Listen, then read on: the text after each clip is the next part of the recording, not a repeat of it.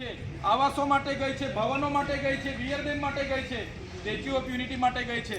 અમારા લોકોએ જમીનો આપી છે અને સરકાર રોજગારી આપવાની વાત કરે છે અને રોજગારીમાં પણ આ રીતના તમે શોષણ કરો છો। એ શોષણ હવે અમે ચલાવવાના નથી। અમારા ધરણાના કાર્યક્રમો આગળ પણ ચાલશે। 1 મહિનો અહીંયા બેસવું પડશે તો 1 મહિનો કર્મચારીઓ બેસશે અને અમે તમામ લોકો અહીંયા આવીશું, એમને સમર્થન જાહેર કરીશું। બીજી વાત ખાસ મહત્વની, જેટલા પણ પોલીસ અધિકારીઓ છે એમને મારી વિનંતી છે, ભાઈ અમે કોઈ કાયદો વ્યવસ્થા હાથમાં લેવા માંગતા નથી। આ લોકો 6 દિવસથી અમને ગોળ ગોળ જવાબ આપે છે, અમને મૂર્ખ સમજે છે, અમને ટાઈમ પાસ કરાવે છે, અમને યોગ્ય જવાબ આપતા નથી। એટલા માટે અમે તમને પોલીસ અધિકારીઓને હું વિનંતી કરું છું, અમને બિલકુલ શાંતિથી ધરણા પ્રદર્શન કરવાનો અધિકાર છે, સંવિધાને આપેલો અધિકાર છે, અમને કરવા દો।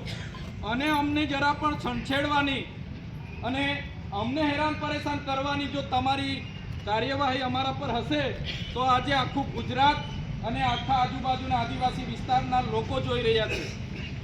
અમને ખોટા કેસની અમને ડર નથી, અમને તમે મહિના 2 મહિના જેલમાં નાખશો એનો ડર નથી। અમે અમારા લોકોના ન્યાય માટે અહીંયા બેઠા છે।